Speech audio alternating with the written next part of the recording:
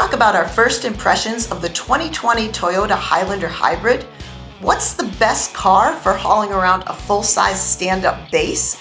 And if you're entering the auto industry, should you focus solely on electric vehicles? Next on Talking Cars.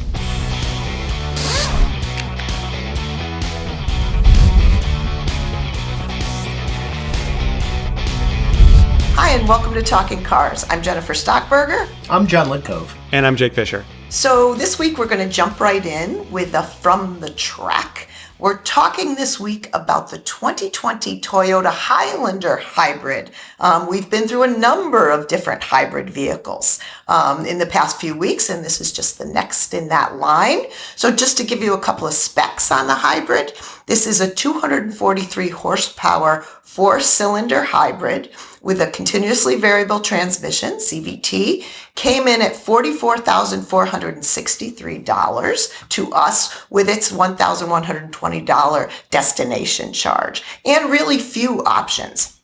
Recall that we had already tested the regular gas Highlander, a 3.5 liter V6, 295 horsepower, 8-speed automatic XLE that came in at $42,843 with the same destination. So the hybrid in this case is about a $1,620 premium over the XLE. So two electric motors driving each set of wheels. That's what gives it its all-wheel drive capability when needed. And before we talk about impressions, Jake, we were saying this is a pretty important car. And why is that? Sure. So this is kind of really interesting because it's kind of like the heart of this market. So we've got a bunch of things that a lot of people want. So a lot of people want SUVs. They want that room. They want 3 rows. And here's a vehicle that has 3 rows. But they also don't want to give up the fuel economy of a smaller car. And here is a pretty big 3-row SUV with all-wheel drive that gives you the fuel economy, really better fuel economy than many small cars. In addition to the stuff that Toyota gives you, which is basically all of the safety equipment standard, proven reliability. And I say proven even though it's a new model, but it's like Highlander has always been reliable. The hybrid system is not really something that is that new and has shown being very, very reliable. So you got reliability, you got fuel economy, you got safety, you've got the room.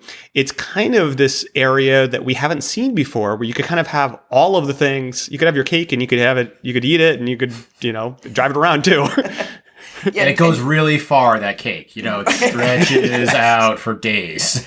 Just to add to Jake's point, the EPA promise for the Highlander Hybrid is 35 miles per gallon overall. Big jump from anything in that size. So, John, what are your impressions? A better vehicle than the non-hybrid or not? I personally think enjoy the regular version better. And it's an interesting situation maybe with the Highlander Hybrid, much like what we've seen with the Honda CR-V Hybrid, which we've recently tested, and even the Ford Escape Hybrid, but in different ways. Does hybridization necessarily make the vehicle better? There's a big argument that could be made that the Ford Escape Hybrid is a far better vehicle than the regular Ford Escape. And almost to the point of, well, is it just that the Ford Escape is bad and the hybrid is what they should be selling by itself?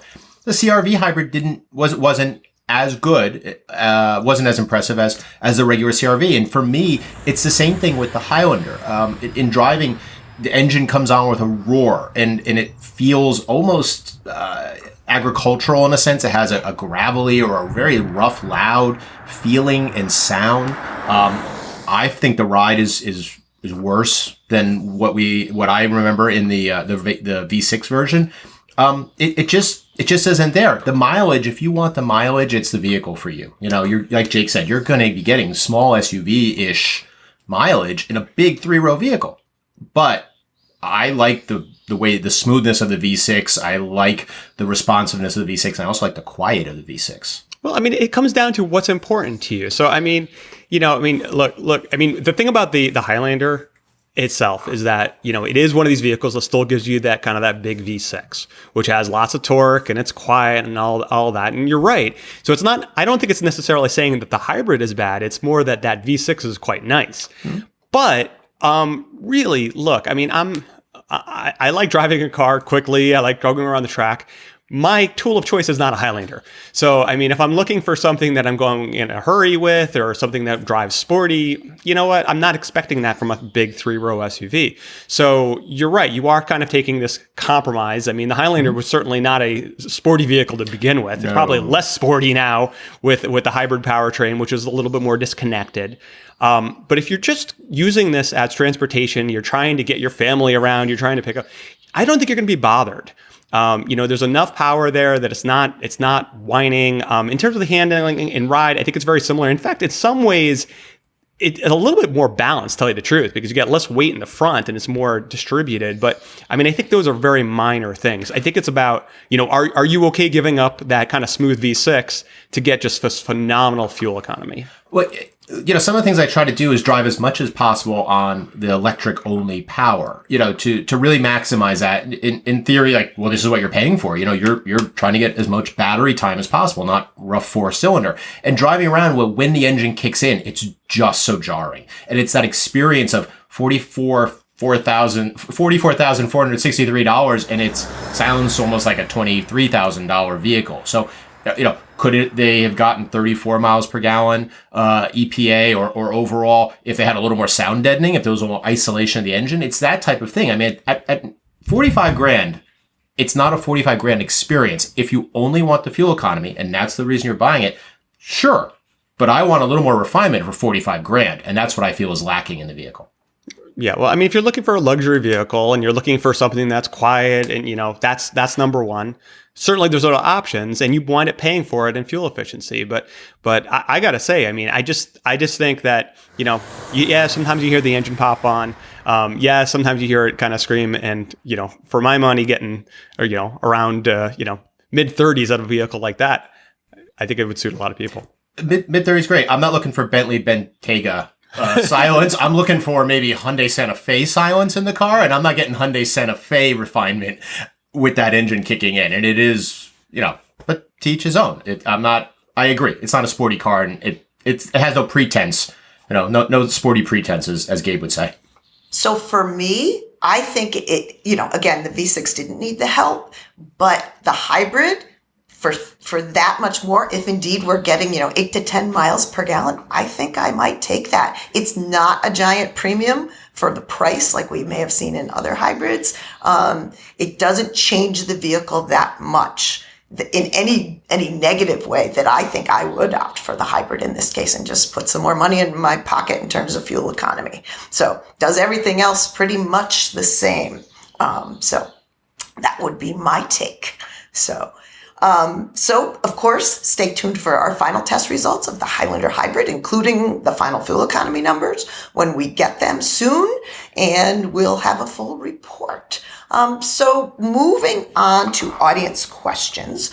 Before we get to new questions, I want to talk about a question from last week. So one of the great things about Talking Cars in our mind is the engagement. So by engagement, in this case, when we miss something or miss a detail, you guys as our audience call us out and you say, hey, what about this? So that was kind of the case from a question from last week. Just to give a brief synopsis for those of you who may not have heard it, there was a question we had last week about the offering of 85 octane fuel at some locations, and would that be detrimental to an engine if it called for 87 octane fuel? And the answer was yes, it would be. If you're typically, your car's looking for 87, and it's all about this term called detonation, that if you're running on lower octane fuel, and the pressure of the cylinder can cause detonation, which is really just a combustion outside of the correct timing of the spark, which can result in knock and pinging, and ultimately, if not corrected, can result in engine damage over time, which was our answer. However, a number of you kind of fed back in that we didn't take note of where the questioner, Kurt in this case, was writing from, Denver, Colorado. Because what we've learned and what you guys certainly told us was that it's not uncommon in areas of high altitudes like Colorado to see the 85 octane offered. And the reason is that with the lower air pressure, the lower than cylinder head pressure, this likelihood of this detonation, the knocking, the pinging, etc., is less. It doesn't typically happen. And if you Google some of this, it'll say the car can absolutely get by with the lower octane fuel at higher elevations. So you may see the 85. Of course, this all stems on the fact that you're staying in the high elevations, that you're not going back and forth to areas of somewhat higher pressure where you might start to experience that. But just to add that, not uncommon, cars will likely sustain less detonation, less damage of the 85 if you're continuously driving in higher elevations. So we thank you all so much for the response. And as always, we are learning as much from you as hopefully you are from us. So we really appreciate it. So moving on to new questions. As always, keep them coming. 30-second video clips, written questions, talkingcars@icloud.com. So just reading our first question here. It is from Rafi in Baton Rouge. I'm interested in becoming an automotive mechanic, but would like your feedback. Would it make more sense in 2020 to study to become an auto mechanic specializing in internal combustion engines, or is it better to study electric vehicles? Which path would lead to a more secure future for employment? Jake Fisher, any thoughts for Rafi? Well, I think the answer is simple. It's why not both? The truth is that you do, if you're looking for that long-term employment and you want to be relevant, you definitely want to consider the latest technologies. But that doesn't mean that you can't forego the basics. So you can't ignore the 99.9% of the vehicles that are out there that are internal combustion. You have to know those basics. So I think with any type of education, you really kind of have to know the history. You have to know what's out there. But I think you are on the right track that you really have to look at what are these emerging technologies. And yes, it's EVs, but it's also a lot of other things too. It's, you hear a lot about autonomous vehicles and whatnot, and who knows whether or not they're ever going to really happen. But regardless, there's a lot of advanced driving systems that need to be tuned and need to be developed. Everything from automatic emergency braking to lane keeping assist to how to incorporate driver monitoring into making those systems better. So that is really where the future is going to be. So I would say definitely specialize in the newest technology, but have a solid foundation on the technologies that are around. I was thinking that my analogy was, you have medical specialties, but you have to be an MD first. You have to become a general medical doctor before you specialize. And I do think there's a ton of opportunity to specialize in the areas you're talking about. But so, John, any thoughts for Rafi? Well, it's interesting that Rafi comes up with this question, sends this into us. One of the other deputy auto editors, Jeff Bartlett, and I were chatting about this. Lexus introduced the IS, and it's almost like they kind of repackaged the exact same car, as if they don't sell a lot of them, so we're going to keep it going. And we were saying, where are they going with this? Is this they're going to run out the lay of the land with this gas powered one and move to EV? And he brought up, look, Toyota's so invested in hybridization, and almost to the point that they're not doing EV pushes the same way everyone else is. So here's a perfect example of you have electrification of vehicles, you still have the internal combustion engine, you still need this technology, mastery of both technologies, and it's going to be out there for decades simply because those cars are available. So it just reinforces what both of you are saying of having the foundation and having the specialty, you'll be well prepared. Right. And the other, as Jake mentioned, 99% of the cars that are still on the road. So that's great. It's a great question. Thank you, Rafi. So moving on, our next question is from Martin. And Martin says, while it seems mid-size and full-size vehicles have made giant leaps in fuel economy, aka the hybrid Highlander, compact and subcompact cars have been treading water. For instance, a Honda Accord with a 1.5-liter Earth Dreams engine gets 30 miles per gallon city, 38 highway. Virtually the same numbers as the slow, cramped Toyota Corolla hatchback. With the price of compact cars creeping up into the high 20s, what's the incentive to buy one of these little inconveniences? John, to you for Martin. It's a very good question as well. You are giving up a lot. With a small car nowadays, they're not going to be necessarily as quiet or as comfortable as a much bigger car that can have the sound deadening. They're going to have more of the creature comforts. So you're getting the creature comforts with the big cars and the fuel economy. You're not getting the tech in these less expensive cars because the manufacturers really can't afford to put all of that in the little vehicles. They have to hit a price point. They have to make money on the vehicle. They can't take a loss on it. So that's where they're giving up some of the advancements that could give them greater fuel economy.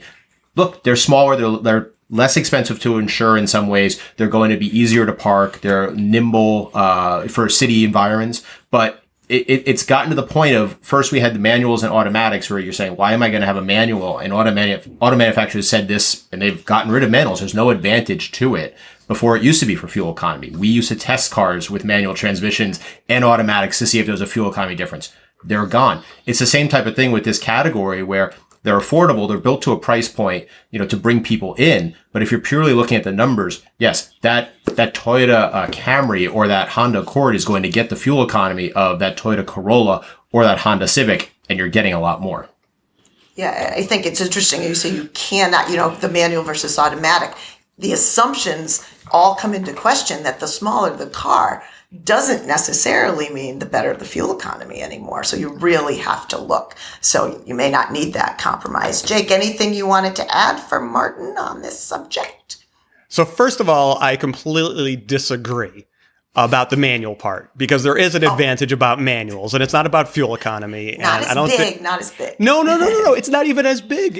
I don't think people are buying manuals because they want better fuel efficiency. I think they're buying manuals for other reasons. It's cheaper and you have more control. And okay, I'll get off my soapbox. There's like there's 5 cars with manuals nowadays available. There are more than 5 people He's trying to save them. Back in the day, go through our archives, look at the data.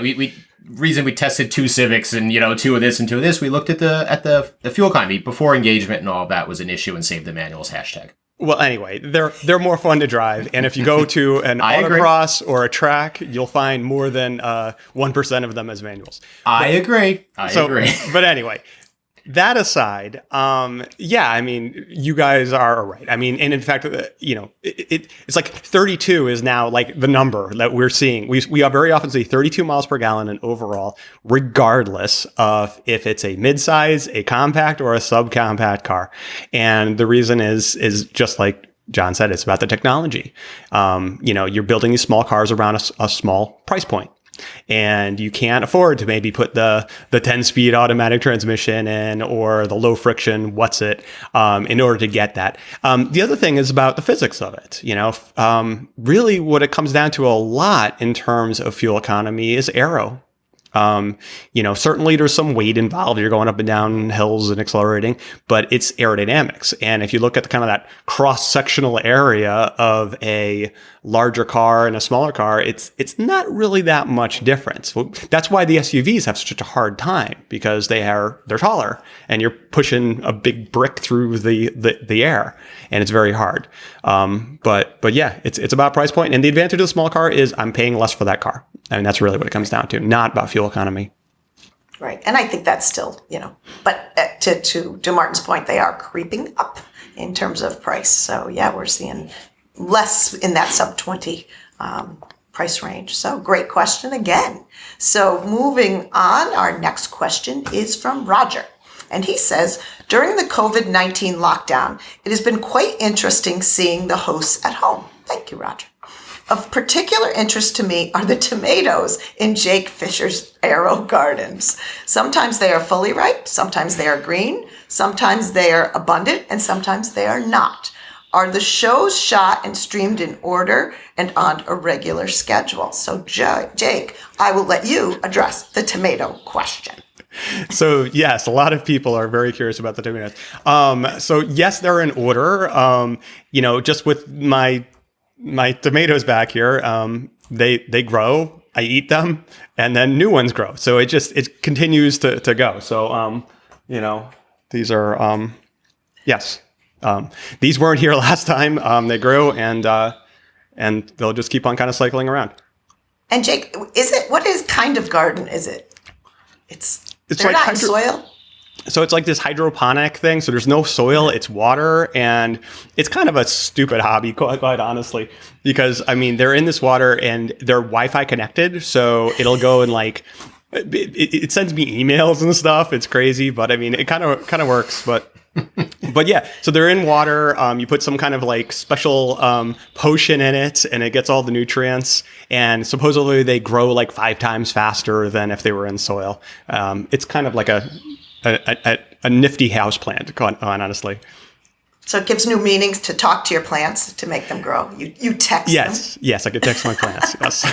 If you ring your doorbell more, does it like spur growth? Or your camera gets. They have It throws them treats like the dog ones. Yeah. I have an app for it. Yes. Of course, there's an app for it. Of course. Yeah. Very cool, actually. So to be clear, we are definitely current for the show. We do it in order, and that's how we like to say timely, and we can talk about what's in the news and such. Well, it's clear that tomatoes ripen and you get eaten very quickly because we see them and we don't see them. Yes. And I grew those pretty peonies in my garden. I really love them. They smell floralicious here next to me. So great question. Thanks, Roger. A lot of fun. So moving on to our final question. It's from Emily. Emily says, I bought my 2010 Nissan Versa hatchback used in 2011, and it has been a surprisingly perfect car for our family. Until last year, when my daughter took up playing string bass. The rear seats don't fold flat, and it's surprisingly difficult to fit her bass into the car and carry any passenger in the back seat. I'm looking for a vehicle that is large enough for her bass, plus 2 passengers, gets good gas mileage, spacious back seat, good handling, and not too tall. I would prefer something I can keep as long as I've had my Versa. 9 years. And Emily gave us this great photo of her literally quite cozy in her Versa with her bass. So I'm going to throw this one to John Linkoff because I think there's a personal story here. Yeah, my daughter will be entering 5th grade next year, but in 4th grade here in our town, they can join the orchestra. And she chose the upright bass full size for a 4th grader. Now hers is, she says 1/8 size, though it seems like there's a 1/4, 1/4, 2/4, 3/4, 4/4. So I'm not exactly sure if she was 100% on that, but it's about 66 inches total height length. And, so the first part of it depends really on the bass size that her daughter is playing. If Emily's daughter is older and playing, a large, almost real full size one that you see for adults, it's going to have a difference with the car. Some of the key thoughts of what to look for. First of all, whether it's a sedan or an SUV, a seat that's split 60-40. And what that means is that if you think of the seat back as 100%, you could split it, fold it in 2 parts. 60% of the width of the entire seat will fold down, or 40%. If you fold the 40%, you could still fit 2 people for short trips on that other 60%, particularly children. And you can still have the base stick through. And that's what I did a lot. I would make sure the car at least had the folding seats like that. SUVs, a much bigger square. So it doesn't have the problem that some sedans do where, you could see the seat backs will fold down, but when you go in through the trunk, there's, more of a cutaway. So you're not getting the full space because there's supports and parts of the bodywork inside there, framework and support beams. You want to look for that. You want to make sure that you could split the seats in 2 parts. Also, you could look for ones that either do it in 3 parts. So it'll be like, it's like 40-40-20, and the center armrest will go down separately. So either it's a pass through or the armrest, an entire piece will fall down. So you could put the neck of the instrument through there and have it in the trunk. That works as well, for some sedans, particularly with the pass through. The 1/8 base it's fit well in most cars and SUVs. Anything in subcompact is a troublesome thing. So, compact cars, compact SUVs and larger, we've been okay. I was looking through and, the Honda CR-V is great and the Hyundai Santa Fe are great in that they're compact SUVs, but almost have mid-size cargo capacity. In our measurements, mid-30s in cubic feet, significantly bigger and more volume than a lot of even larger mid-size SUVs. You could look at an Accord, you could look at a Camry. the Honda Fit is a great car, but it's small. You know, the Fit might be really, really versatile and have a lot of room, but I think it's small like the Versa hatchback. But the key thing is really flipping those seats down and looking. Nissan does, and I know I'm running on here, but Nissan has a platform in their trunks of their cars in some vehicles where you can raise it up. So you could have it low for a lot of height volume, but if you want to raise it up, it'll make more of a flat load floor when you fold the seats down, which would be perfect for the base. So those are some thoughts. John is very passionate about the base. I could see, but I mean, let me just interrupt here. When I pull up in a car and forget that it's orchestra day and I have a daughter standing there with the bass crying that I have to leave it at school, I've learned my lesson. Yes. Plan ahead. So for those who aren't switching cars every day, you know, I mean, the one thing I would say is that don't assume you have to get an SUV. I mean, obviously there's a lot of SUV choices, but you don't have to. So I mean, you think about the Versa, it's a hatchback, right? A lot of hatchbacks are really short in the back. So think about that dimension. I'm going to throw in Prius. I mean, when you talk about a car that you want to keep for a long time, yeah, the Prius is not a big square SUV, but you don't need a whole lot of that kind of vertical area. And the Prius actually has a pretty long tail there, so behind the rear seat. So you can fold down a section of that and get phenomenal fuel economy and a car that's going to last forever because the reliability is so good. Not the most sporty handling, but again, it's not an SUV, so there's some advantages there. Yeah, the only addition I had, and I was very interested, John, because again, the bass is one of those few instruments that grow as the person grows with it. It's not like a saxophone that's always a saxophone. So I found that interesting. You're 1/8 to 2/4, whatever the sizes are. But the only addition I would make is I was originally looking at like an Altima that has the folding seats, a sedan. But one thing that I was conscious of is we wrote, you know, the hinges come into the cargo area and there's wires and speakers, you know, that sometimes are under those sedan cargo areas. And when you're loading and unloading that base, or you have that fragile wood where those hinges come in, that may be risky. So I was actually more on the compact SUV, or to Jake, your point, a hatchback where you didn't have that, you know, that trunk closure that comes into that cargo area, potentially risking a very expensive instrument. I mean, the hatch certainly makes it easier to load, but I mean, don't count sedans out. You know, as we talked about, those larger mid-size sedans get the same fuel economy as a small car. We covered that earlier in an earlier chapter. But I mean, I have a friend who had an Altima and routinely put 2 road bikes in her Altima with the seats folded down, and you take off the front wheel and whatnot. But I mean, there is quite a bit of room there. So if you don't think you can't have a car. Right. I was just saying, be conscious of the ones where, you know, that comes in. It makes it that would be horrible to close your nice base in there. Right. So hopefully, Emily, we've given you some vehicles, or at least types of vehicles to think about. As always, we thank everybody for watching. Any information on anything we talked about, see the show notes. Keep the questions, 30-second video clips coming, TalkingCars@iCloud.com. Everybody keep staying safe, staying well, and we'll see you next time.